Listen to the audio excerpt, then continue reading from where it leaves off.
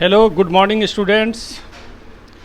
Class 10th में आपको physics के ये टॉपिक्स पढ़ने हैं। लाइट में reflection and refraction, human I and colourful world, electricity and magnetic effect of current. तो यहाँ लाइट आप पढ़ रहे हैं। लाइट में आप देख रहे हैं कि आपको पढ़ना है reflection and refraction. What is light? Light क्या है? तो लाइट क्या है बच्चों? लाइट एक एनर्जी है। आप लिखेंगे light is a form of energy. Light is a form of energy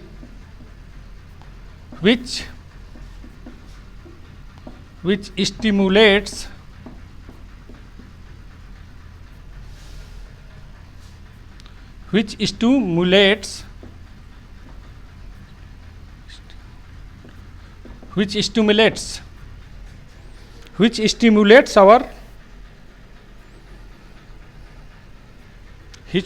stimulates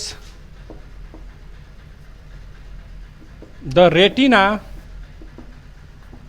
of our eye and produces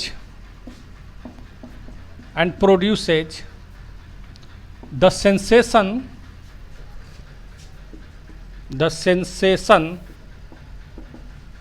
of sight। ये यदि आप पढ़ रहे हैं, क्लास 10th में पढ़ रहे हैं, अब जैसे ही कोई आप मिलेगा आपसे, अब बोलेंगे क्या पढ़ रहे हैं, तो आप बोलते हैं यदि कि हम लाइट पढ़ रहे हैं, तो जरूर पूछेगा कि व्हाट इज लाइट। तो आप लाइट के विषय में क्या बताएंगे? Light is a form of energy. Light energy है और ये एनर्जी हमारे रेटिना को स्टिमुलेट करती है, और रेटिना को स्टिमुलेट करती है जिससे हम किसी भी ऑब्जेक्ट को देख सकते हैं। जैसे इस यूनिवर्स में हम बोल रहे हैं, वो भी एनर्जी है। हम बोल रहे हैं, लेकिन हम बोल रहे हैं ये एनर्जी है, इससे आपके आई पर कोई प्रभाव नहीं पड़ता है। ये आपको पता नहीं चल रहा है जो हम बोल रहे हैं उसका कलर क्या है, लाल है, पीला है, हरा है, ये आपको पता नहीं चल रहा है। क्यों? क्योंकि इस एनर्जी का आपके आई पर कोई भी सेंसेशन नहीं हो रहा है। जो हम बोल रहे हैं उसका सेंसेशन कहाँ हो रहा है? आपके कान पर हो रहा है, आपके ईयर पर हो रहा है। तो इस एनर्जी को, जो एनर्जी आपके ईयर को सेंसेशन देती है, उसको हम साउंड एनर्जी बोलते हैं। जो एनर्जी आपके आँख को सेंसेशन देती है उसको हम लाइट एनर्जी कहते हैं। जो एनर्जी किसी भी ऑब्जेक्ट को, जो एनर्जी ये बताती है कि कोई भी ऑब्जेक्ट गर्म है या ठंडा है, इस एनर्जी को हम हीट एनर्जी बोलते हैं। देखिए, इस यूनिवर्स में जो भी चीज़ आप देख रहे हैं वो एनर्जी ही है। जैसे ये पेन भी है ना, पेन भी एनर्जी है। हर एक चीज़ एनर्जी है, लेकिन हर एक एनर्जी का काम अलग अलग है। कुछ एनर्जी हमारे आई को सेंसेशन देती है, कुछ एनर्जी हमारे ईयर को सेंसेशन देती है, कुछ एनर्जी का सेंसेशन किसी दूसरे एनिमल पर होता है, हमारे पर नहीं होता है। तो उसी ढंग से जो डिफरेंट टाइप ऑफ एनर्जी है, उसी में से लाइट भी एनर्जी है, जिसका कि सेंसेशन किसको मिलता है? हमारे आई को मिलता है। और इस एनर्जी के वजह से ही हम किसी भी ऑब्जेक्ट को देखने में सक्षम होते हैं। लाइट को आप देख नहीं सकते, लाइट इज इनविजिबल, लेकिन लाइट के हेल्प से हम किसी ऑब्जेक्ट को देख सकते हैं। जैसे आप घर में हैं और घर में आपके यहाँ रोशनदान होगा, वेंटिलेटर होगा। वेंटिलेटर में आप देख रहे होंगे, सुबह सुबह उठेंगे तो एक आपको रे दिखाई देगा वेंटिलेटर से क्रॉस करता हुआ। तो वो जो रे क्या है? वो लाइट है क्या? वो लाइट नहीं है, वो पार्टिकल्स हैं। और जो घर के अंदर आपके एटमॉस्फेयर में जो पार्टिकल्स हैं, लाइट के हेल्प से उस पार्टिकल्स को आप देख रहे हैं। लाइट को आप नहीं देख रहे हैं। Light can not be seen, light is not visible, but light makes the things visible.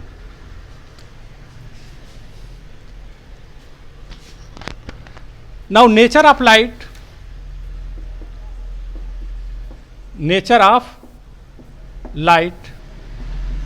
देखो, इन 1675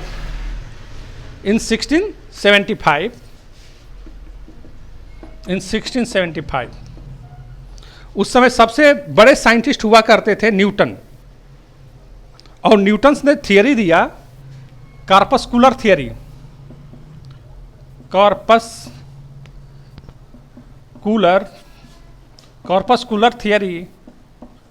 corpuscular theory of light. And according to Newton light क्या है? लाइट पार्टिकल्स है। लाइट क्या है? कॉर्पस्कुलस है। इस कॉर्पस्कुलर थियरी को, इस कॉर्पस्कुलस को हम क्या बोलते हैं? पार्टिकल बोलते हैं।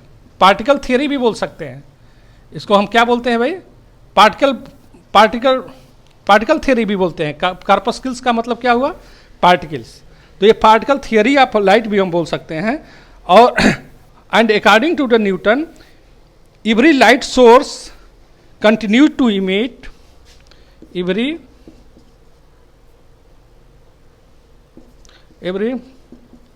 light source continue to emit। जो भी लाइट सोर्स है वहां से पार्टिकल्स इमिट होते हैं, असंख्य पार्टिकल इमिट होते रहते हैं। इन्यूमरेबल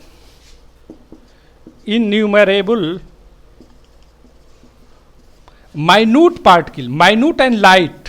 लाइट कहने का मतलब, यहाँ लाइट का मतलब क्या है? हल्के होते हैं। Minute and light.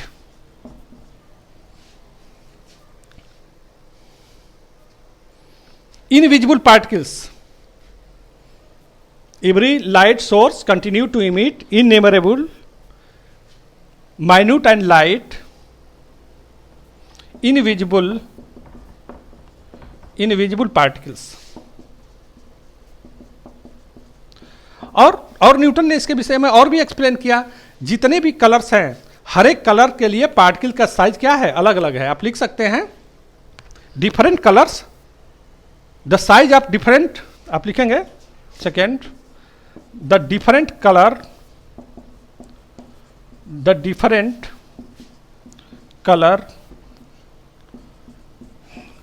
Colour has different size of particles, different size of particles. अलग अलग कलर के जो पार्टिकल्स हैं उनकी साइज भी अलग अलग है। और यहाँ पर जिस ढंग से आप देख रहे हैं कि कोई भी पार्टिकल्स की जब हम बात करते हैं तो पार्टिकल स्ट्रेट लाइन में चलता है। तो जब पार्टिकल स्ट्रेट लाइन में चल रहा है तो इसलिए हम ये कह सकते हैं कि लाइट भी स्ट्रेट लाइन में चलती है। Light travels in straight line as particles moves in straight line. Light straight line में चल रहा है। लाइट स्ट्रेट लाइन में चलता है क्योंकि पार्टिकल भी स्ट्रेट लाइन में चलती हैं। लेकिन कुछ एक्सपेरिमेंट और भी हुए और उसमें यह पता चला कि लाइट केवल स्ट्रेट लाइन में नहीं चलती है बल्कि बेंड भी होती है। कैसे? मान लीजिए कोई लाइट सोर्स है, लाइट सोर्स के सामने अपना फिंगर ये रख दीजिए इस ढंग से, तो जो फिंगर का जो कॉर्नर है, यदि आप दोनों फिंगर इस ढंग से रख रहे हैं और लाइट सोर्स के सामने रखेंगे तो जो कॉर्नर्स है उसके अराउंड में लाइट आपको बेंड होती हुई प्रतीत होगी। इसका मतलब लाइट बेंड भी होती है। तो यदि न्यूटन्स थियरी को हम ये मान के चलें कि लाइट पार्टिकल है तो लाइट हमेशा स्ट्रेट लाइन में होगा। किसी पार्टिकल को फेंकेंगे तो पार्टिकल बेंड होगा नहीं। इसलिए इन 1675 में उनका एक्सपेरिमेंट हुआ था न्यूटन साहब का। और हाइगन ने एक एक्सपेरिमेंट किया। हाइगन ने अपनी एक थियरी दी इन 1688, हाइगन्स थियरी। और हाइगन्स ने क्या बताया भाई कि लाइट पार्टिकल नहीं है बल्कि लाइट वेव है। लाइट पार्टिकल नहीं है बल्कि लाइट क्या है भाई? वेव है। तो अब यहां पर एक प्रॉब्लम है कि लाइट जब वेव है, हम नेचर ऑफ लाइट बता रहे हैं, ध्यान से थोड़ा सा सुन लीजिएगा। ये तो सिलेबस में नहीं है, थोड़ा सा आप देख लीजिए। नेक्स्ट डे से तो हम पढ़ाएंगे सिलेबस की टॉपिक की बात, सिलेबस में जो है उसको हम बताएंगे। अब सुनो, देखो बच्चों, हाइगन्स ने क्या किया, यहाँ प्रॉब्लम न्यूटन में थियरी में क्या आया था कि न्यूटन ने कहा कि लाइट स्ट्रेट लाइन में चलती है और इसके लिए उन्होंने पार्टिकल और सब सारे लॉ, उन्होंने लॉ ऑफ रिफ्लेक्शन उन्होंने पार्टिकल मान करके एक्सप्लेन कर दिया था। लेकिन लाइट में बेंडिंग भी होती है, लाइट बेंड करता है। और यदि पार्टिकल हम मान लेंगे तो लाइट तो बेंड करेगा नहीं, क्योंकि पार्टिकल तो बेंड नहीं हो सकता। इसलिए हाइगन का कहना था कि लाइट पार्टिकल न होकर के लाइट वेव है। लाइट इज वेव, इनके अनुसार क्या हुआ, लाइट इज वेव। इसको हम बोलते हैं वेव नेचर ऑफ लाइट ना, इसको हम बोलेंगे क्या, wave nature of light, wave nature of light. Light क्या है, लाइट इज वेव। यहां पर क्या प्रॉब्लम है, यहां पर प्रॉब्लम यह है कि यदि लाइट वेव है तो वेव को चलने के लिए एक मीडियम चाहिए, लेकिन लाइट तो वैक्यूम में भी चलता है, लाइट वैक्यूम में भी चलता है। जब ये बात पूछी गई हाइगन्स से कि लाइट तो वैक्यूम में भी चलता है, तो उन्होंने सजेस्ट किया एक हाइपोथेटिकल मीडियम, एक हाइपोथेटिकल मीडियम उन्होंने सजेस्ट किया, जिसको हम बोलते हैं क्या, ईथर बोलते हैं। एक हाइपोथेटिकल मीडियम ईथर उन्होंने सजेस्ट किया,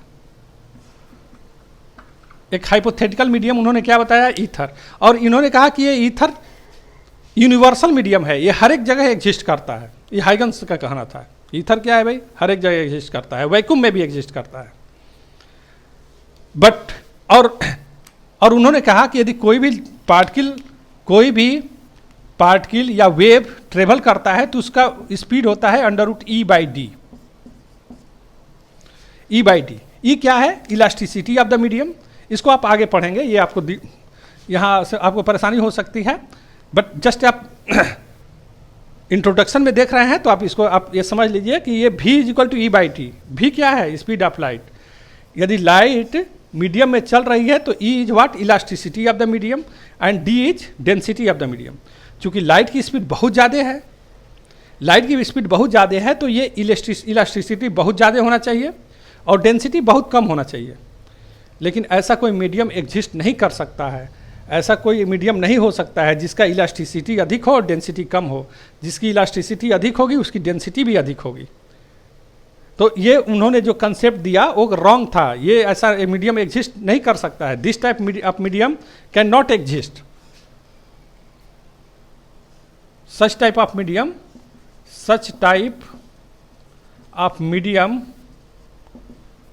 कैन नॉट एग्जिस्ट। ऐसा मीडियम एग्जिस्ट नहीं कर सकता, ये मीडियम एग्जिस्ट नहीं कर सकते, इस टाइप के मीडियम एग्जिस्ट नहीं कर सकते। तो फिर अब इसके आगे क्या हुआ भाई, इसके आगे डी ब्रॉगली का कहना था, according to de Broglie, according to, अब एक चीज और सुन लीजिए, यहां पर ये जो थियरी दिए 1675 में न्यूटन्स ने और 1678 में हाइगन्स का कंसेप्ट आया, दोनों के बीच, दोनों, एक ने कहा पार्टिकल है, एक ने कहा वेव है, एक का कहना था पार्टिकल है, एक का कहना था वेव है। दोनों के बीच में संघर्ष होता रहा, लेकिन न्यूटन के सामने तो कोई बोल नहीं सकता था ना, ही वॉज ग्रेट साइंटिस्ट। लेकिन एक एक्सपेरिमेंट कर दिया गया, एक फोको ने एक एक्सपेरिमेंट कर दिया इन 1850 ये, और एक्सपेरिमेंट किसने कहा किया, ये इसको बोलते हैं फोकॉल्ट्स एक्सपेरिमेंट। और इस एक्सपेरिमेंट में he found that speed of light in water is less than speed of light in air. Speed of light in water is less than speed of light in air, and according to this experiment, according to the experiment,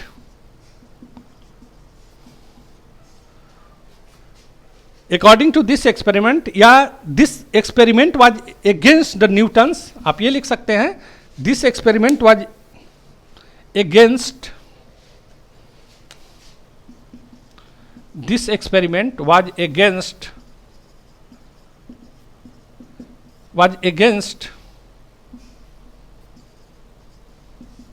this experiment was against the Newton's corpuscular theory।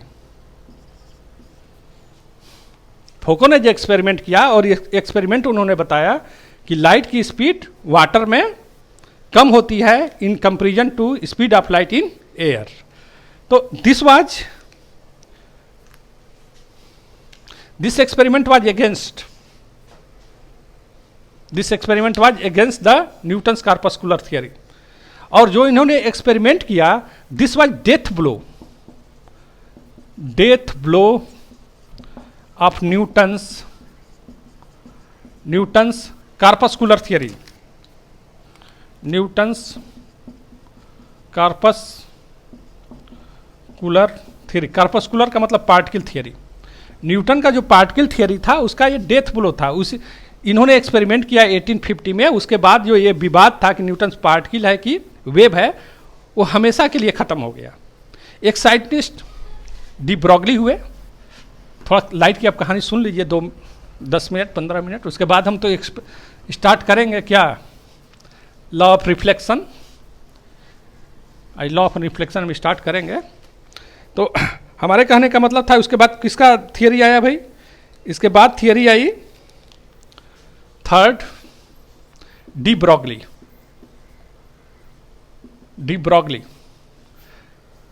का कहना क्या था, any moving particle is associated with wave. Any moving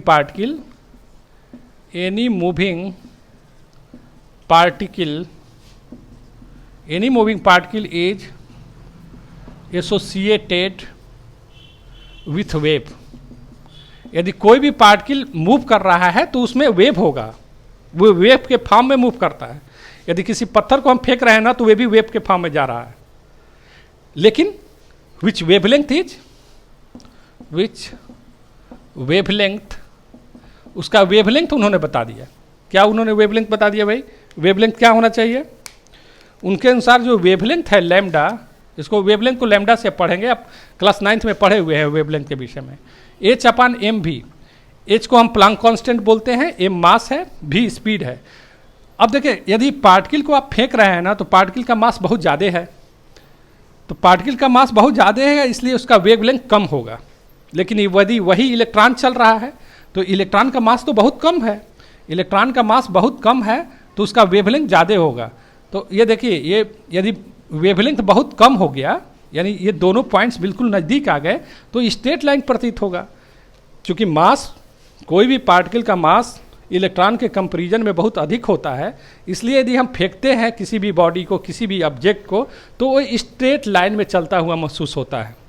किसी भी object का मास electron या proton या ऐसे पार्टिकल्स के तुलना में बहुत अधिक होता है, इसलिए उसका वेवलेंथ बहुत कम है। वेवलेंथ कम है होने का मतलब दोनों ये पॉइंट्स हैं, एक नज़दीक होते हैं, दोनों पॉइंट्स क्या हो गए, नज़दीक हो गए, इसलिए यदि उसको फेंकते हैं तो स्ट्रेट लाइन में चलता हुआ प्रतीत होता है।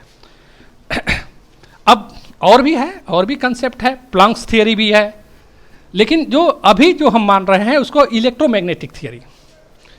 इलेक्ट्रोमैग्नेटिक, लाइट क्या है? Light is electromagnetic wave. Light क्या है? Light is electromagnetic wave. Light is electromagnetic wave. Light एक वेव है, और ये वेव कौन सा है, कैसा वेव है? ये इलेक्ट्रोमैग्नेटिक वेव है, और electromagnetic wave can travel through vacuum also, and it consist of electric field, magnetic field.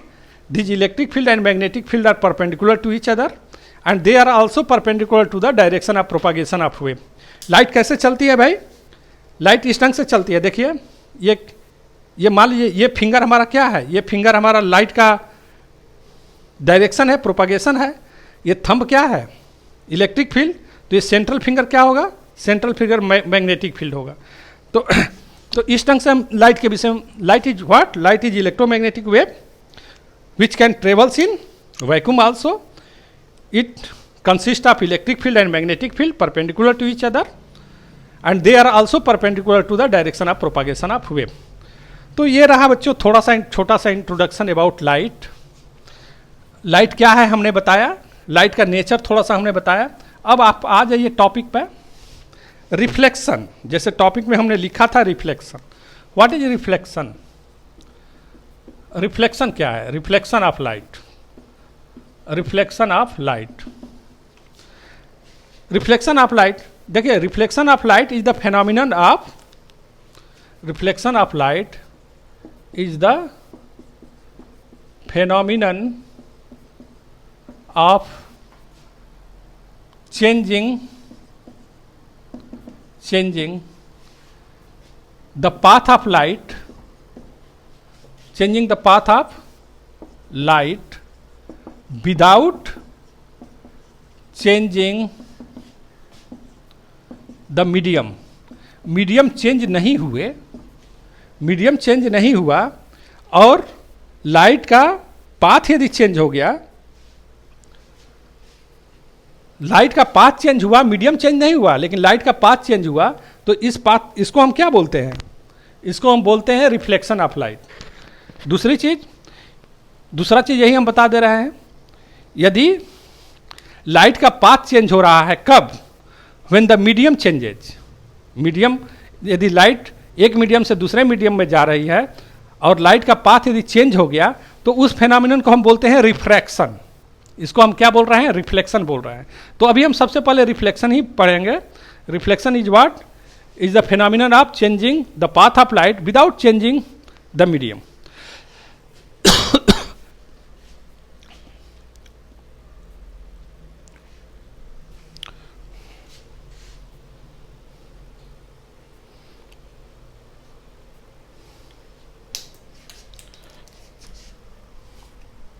Without,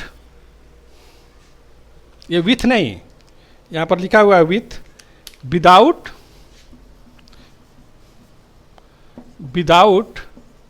any change of medium, without any change of medium, without any change of medium. Okay, ये रहा। तो इसके बाद आप light के विषय में क्या पढ़ रहे हैं भाई? What is reflection? आपने देख लिया हो। रिफ्लेक्शन किसको बोलते हैं? रिफ्लेक्शन को ये भी बोलते हैं bouncing back of the ray of light. This is also known as what? Bouncing back of ray of light. अब सुनिए एक मिनट, अब यहां पर आप लॉ ऑफ रिफ्लेक्शन पढ़ेंगे। Laws of reflection, laws of reflection, laws of reflection. There are two laws of reflection. Laws of reflection. Laws of reflection. देखो दो लॉ है, ये ध्यान रखिएगा। मान लीजिए कि रे ऑफ लाइट हमारा इंसिडेंट हो रही है,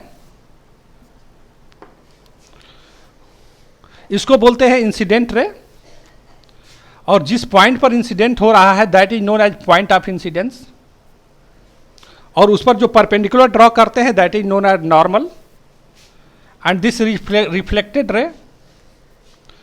तो this is incident ray. Okay, this incident ray, इसको हम बोलते हैं नॉर्मल, और इसको बोलते हैं reflected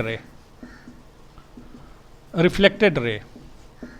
now this angle is known as angle of incidence. This angle is known as, इस एंगल का नाम क्या है भाई?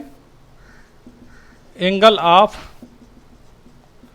इंसिडेंस। और इस एंगल को क्या बोलते हैं? Angle of reflection.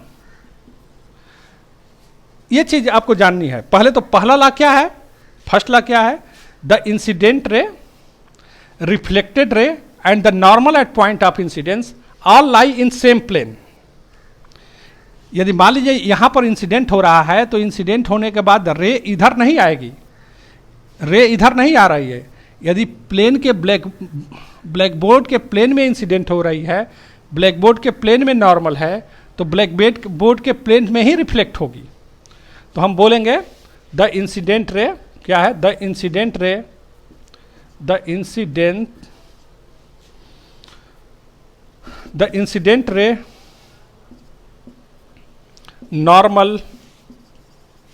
normal at the point of incidence, the incident ray normal at the point of incidence and the reflected ray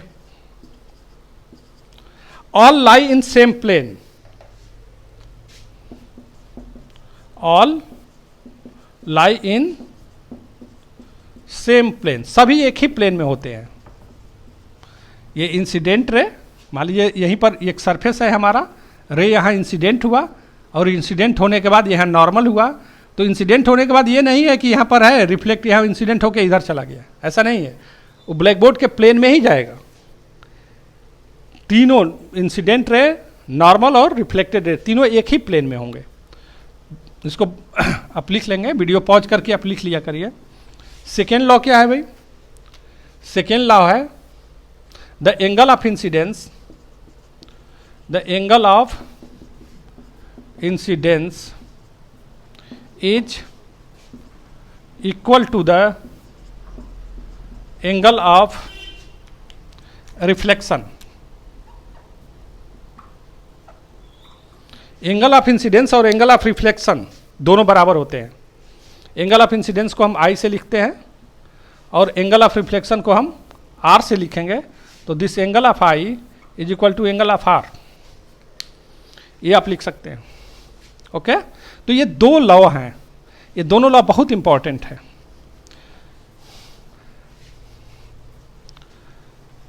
अब रिफ्लेक्शन को हम बोल सकते हैं, रिफ्लेक्शन दो तरह का है। एक को बोलेंगे रेगुलर रिफ्लेक्शन। क्या होगा? Regular reflection,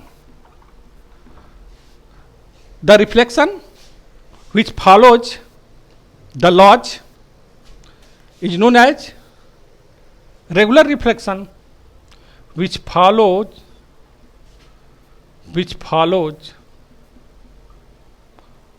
the laws of reflection, जो लॉ ऑफ रिफ्लेक्शन को फॉलो करता है। लॉ ऑफ रिफ्लेक्शन क्या हुआ भाई? इंसिडेंट रे और रिफ्लेक्टेड रे क्या हुआ? बराबर होंगे। ये यदि इंसिडेंट रे है तो ये रिफ्लेक्टेड रे है। मान लीजिए और भी रे है, सपोज ये हो गया इंसिडेंट रे। इस पर नॉर्मल यदि हम ड्रॉ करें, यदि यहां पर नॉर्मल ड्रॉ करें, मान लीजिए ये हमारा इंसिडेंट रे हो गया। नॉर्मल ड्रॉ करें तो नॉर्मल ड्रॉ करेंगे तो ये हो गया ये। तो आप देख रहे हैं ना, इंसिडेंट रे यदि पैरेलल है तो रिफ्लेक्टेड रे भी पैरेलल होगा। यदि इंसिडेंट रे पैरेलल है तो रिफ्लेक्टेड रे भी पैरेलल होगा। इंसिडेंट रे पैरेलल है तो रिफ्लेक्टेड रे भी पैरेलल होगा। ये रेगुलर रिफ्लेक्शन में। और ये कब it takes place?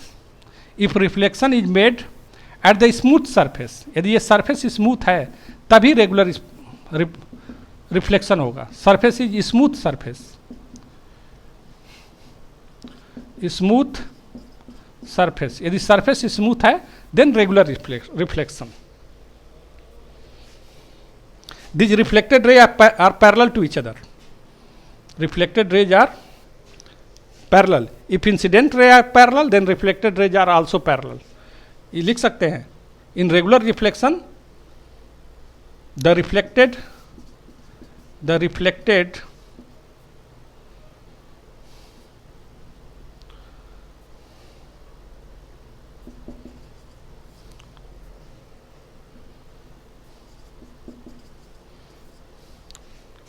in regular reflection the reflected rays are parallel if the incident rays are parallel. If the incident rays are parallel, या बोल सकते हैं after reflection the rays of light, the reflected rays of light becomes parallel. और दूसरा क्या है? Irregular reflection. Irregular reflection क्या है? किसको बोलेंगे? सेकेंड इर्रेगुलर रिफ्लेक्शन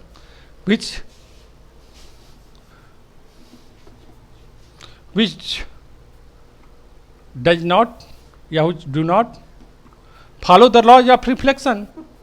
जो लॉज ऑफ रिफ्लेक्शन को फॉलो नहीं करता है उसको हम क्या बोलेंगे? इर्रेगुलर रिफ्लेक्शन बोलेंगे। इर्रेगुलर रिफ्लेक्शन किस में होता है? रफ सरफेस में होता है। यदि सरफेस रफ है तो जो रिफ्लेक्शन होगा क्या होगा? इर्रेगुलर होगा। मान लीजिए कि रेज ऑफ लाइट पैरेलल है, ये भी लाइट पैरेलल है, लेकिन रिफ्लेक्शन के बाद रेज ऑफ लाइट पैरेलल नहीं रह जाता है। एक इधर चला गया तो एक इधर चला गया।